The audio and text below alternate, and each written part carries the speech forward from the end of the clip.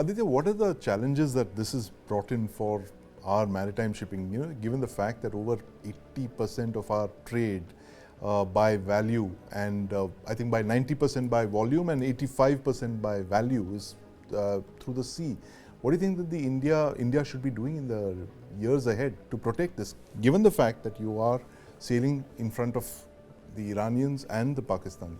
I think it's a major challenge. Firstly, over the last 2 years, ever since the Russia-Ukraine war, the kind of independent position that India has taken on oil, particularly, it has ruffled a lot of feathers.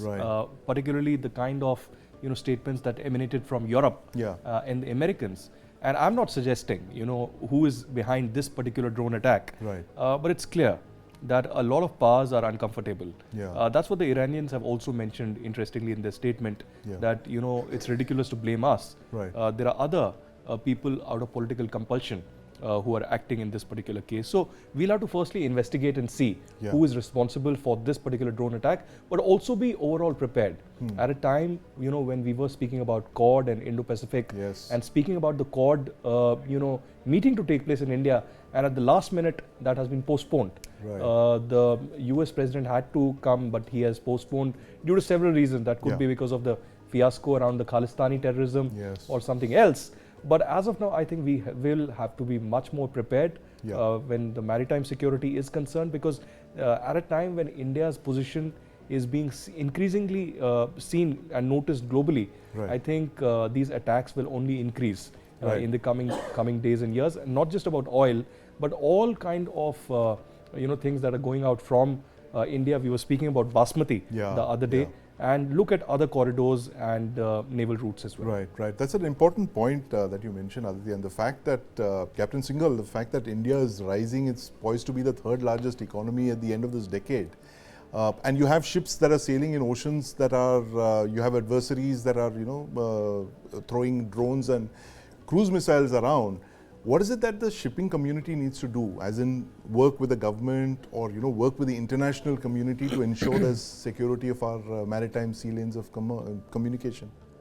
First and foremost, just to go back on the Somalia, when the Somalia piracy came, the ships had a provision of the crew lands up in the citadel. A citadel is a secure place on the ship, Now ships, the shipyards are building citadels right from the start. That means a new ship is built with a citadel. So in the future, at the moment, there isn't anything like an anti-drone mechanism on ships, and I do not really foresee merchant ships having that, because merchant ships crew is not trained to handle such things. So how at all would this happen? And I really can't comment on that, on this part of the story as to what they could be doing an anti-drone mechanism. Just to give you another, sort of idea, Japan, even in the peak of the Somalia piracy, Japanese flag vessels were not permitted to carry arms or armed guards.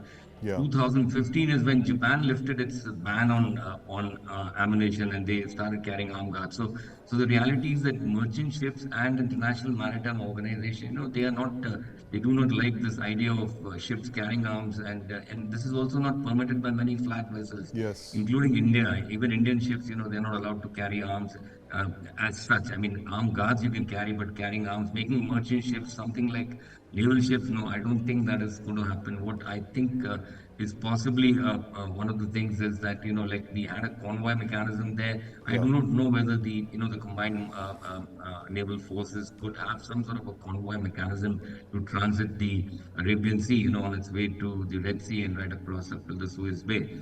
Now, this is a huge challenge, and it's something like 1.5–2 million square kilometers of area. So, but if you have a transit corridor, something like somewhere from, because the ships coming from Singapore going to Suez, there is a particular path they follow, and generally they cut across the Indian coastline, and from there they shoot off from Minicoy Strait to the Arabian Sea to the Red Sea. So, if in this convoy, in this particular fixed route, naval ships could sort of provide support out there to the merchant ships, then the merchant ships will have some confidence of actually going through that. Now that itself is a very big challenge, because how many merchant ships, how many naval ships will be available for such protection is also a very big question mark. Absolutely. UK Maritime Trade Operator, Yeah, it seems to be a game of numbers essentially, and that's what Captain Sharma was also mentioning, the fact that you can't have ships everywhere protecting all your vital interests and vital shipping. But Captain Sharma, is there a way out of this? I mean, given the fact that we've been through the Somalia piracy, the spate of pirate attacks, but those were very different. I mean, they were pure non-state actors. What do you do when you have state actors that are actually sponsoring non-state actors? Obviously, it takes a lot of intelligence to plot the trajectory of ships and know what they're carrying, where they're headed. How do you deal with a situation like this? How do you deter states from pretending to be non-states? Sandeep, I'm sure the people who are interested with all this are already on to the job. I know for sure. Last 2-3 days they've had sleepless nights. Yeah. Because this was never anticipated. And should this kind of a thing now show up its head, answer has to be found. I can't. We can't. Ignore it and look the other way, because as the Honorable Raksha Mantri has also said today, we are the net security provider in this part of the world, and it is not only my trade; it is the trade of the Southeast Asian nations, which is crossing through this place. You remember when this piracy thing was there, the high-risk area came up to our doorstep, which we had to sanitize the areas, and then we pushed it back. Right. So the HRA area was pushed back by Indian Navy, by all the efforts and the due diligence by Indian Navy, that the HRA area was pushed back and the insurance rates were brought down. Right. Now, if this challenge has come up, I'm sure, look, 4 ships have been put out over there. Yeah. There will be some modalities made. Maybe the Coast Guard will look after first 200 nautical miles, and thereafter, maybe it will go to the destroyers or the, Betwa class or the frigates, and then of course it will be complemented by the air effort, which is on top, and we have the state-of-the-art air effort insofar as the Boeings are concerned, or for that matter, the Sea Guardian are there, and some work will, some answer will be provided to the seafarers. They are our own, and we can't, ignore them and or make them, feel uncomfortable or not confident when they are traversing through our waters, which is our primary responsibility. Absolutely. And Aditya, the fact that Captain Sharma mentioned that India is also net security provider to a lot of other countries, how does that increase the responsibility on us to protect our own sea lanes of communication? By manyfold. I think it's important. One point that Captain Sharma really mentioned, that this was not anticipated. Right. So India wasn't really prepared with not just how to deal with this, but what will be the response mechanism. Yes. So one can't simply just sit and ignore it completely. Yeah. One has to respond and give a calculated response. Right. There needs to be a strategy in place.